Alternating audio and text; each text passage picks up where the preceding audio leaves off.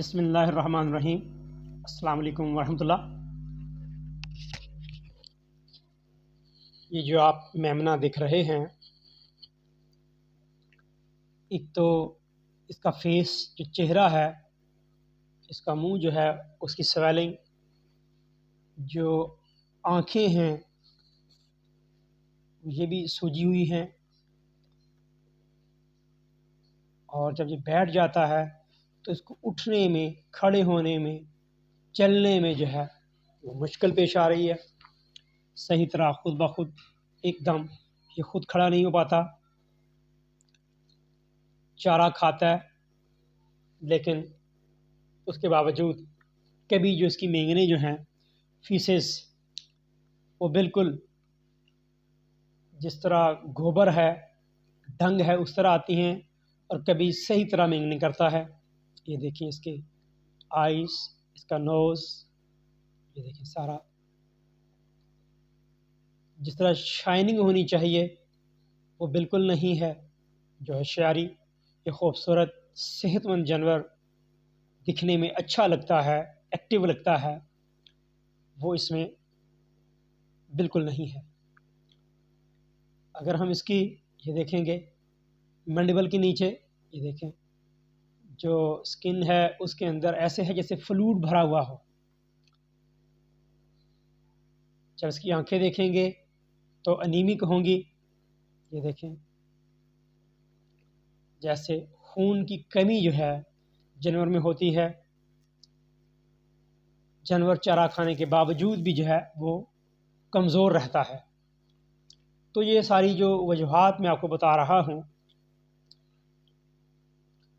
जो कंजक्टाइवा है उसका येलोइश या वाइटिश कलर होना, या जो बकल म्यूकोज़ा है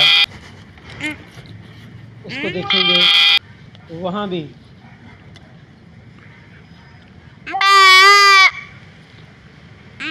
खून की कमी का हम अंदाज़ा जो है लगा सकते हैं कि जानवर के अंदर एक तो खून की कमी है, एनीमिया है, जानवर सही तरह दिल लगा के चारा नहीं खाता, swelling of the face, mandibular oedema, चलने में जानवर का असमर्थ होना, मुश्किल पेश आना, ये सारी जो अलामात हैं ये इंडिकेट करते हैं कि इस तरह के जानवर के अंदर, ये देखें अगली टांगों के ऊपर जोर डाल रहा है लेकिन पिछली वाली टांगें जो हैं जो सही तरह इसको उठा नहीं पा सकती, उठाता नहीं है। अगर उसको सपोर्ट देंगे तो ये खुद ब खुद उठ जाता है, लेकिन बज़ाहिर आपको नज़र आ रहा होगा जैसे इसकी स्वेलिंग हो, जो जॉइंट हैं, जोड़ हैं, लेकिन ऐसा नहीं है।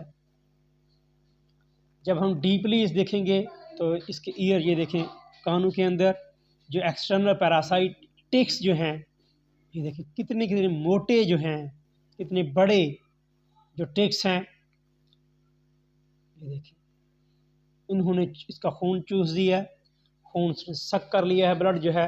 अब इसके अंदर सीवियर जो एनीमिया है, खून की जो कमी है वो हो गई है। अब इसका जिगर जो है वो सही तरह जो प्रोटीन बनानी चाहिए वो नहीं बना रहा। अब देखिए इसको खुद उठाएंगे तो ये बेचारा खड़ा हो पाएगा, चलेगा, लेकिन खुद ब खुद जो है जिस तरह नहीं चल पाता। तो एक तो एक्सटर्नल पैरासाइट, जिसकी वजह से सबसे बड़ी बीमारी जो होती है जानवर की, जो बीमारी टिक से होती है, एनाप्लाज्मोसिस है, बेबेजियोसिस, अर्लिकियोसिस, क्यू फीवर, कुछ केसेस के अंदर ब्रूसलोसिस, ये सारी जो बीमारियां हैं ये टिक्स बोर्न डिजीज़ हैं। या फिर इंटरनल पैरासाइट जो कि मैदे के अलग हैं, उजड़ी जो है, रूमन, अमेज़म, एबोमेज़म, रेटिक्यूलम, इंटेस्टाइन, आंतड़ियों का, जिगर के केरम हैं।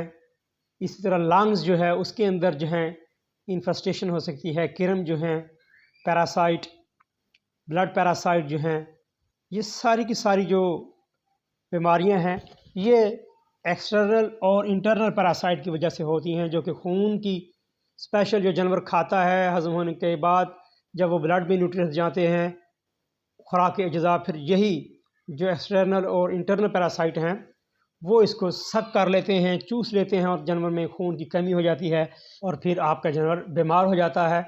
इसके इलाज के लिए साल में 3 दफ़ा जो है अपने जानवरों के अंदर जो कीड़े मारने वाली अद्वियात हैं, डिवर्मर हैं, उनका इस्तेमाल यकीनी बनाएँ। साफ़ सुथरी जानवर को खुराक दें, साफ़ सुथरा उसको माहौल दें और हमेशा एक्सटर्नल पैरासाइट के लिए जो आइवरमेक्टिन का इंजेक्शन है वो लगाएँ। सफाई रखें। अस्सलाम वालेकुम।